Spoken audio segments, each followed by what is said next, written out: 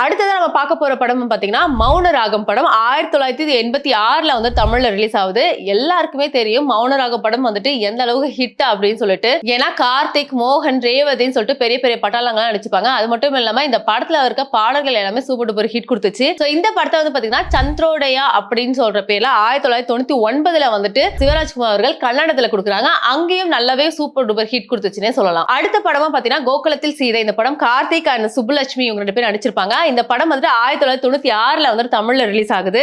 இந்த படத்தோட music director தேவா அவர்கள். சோ இந்த படத்தை அப்படியே வந்து பாத்தீங்கன்னா கன்னடத்துல ரீமேக் பண்றாங்க. சோ கன்னடத்திலயும் யார் ஹீரோயின் பாத்தீங்கன்னா சுப்புலட்சுமி அவங்க தான். ஏன்னா கன்னடத்துல அவங்க அறிமுகமாகிற படமே வந்துட்டு அந்த படம் தான். சோ கன்னடத்துல வந்துட்டு கிருஷ்ணலீலே அப்படின்னு 2002ல வந்துட்டு அந்த படத்தை ரீமேக் பண்றாங்க.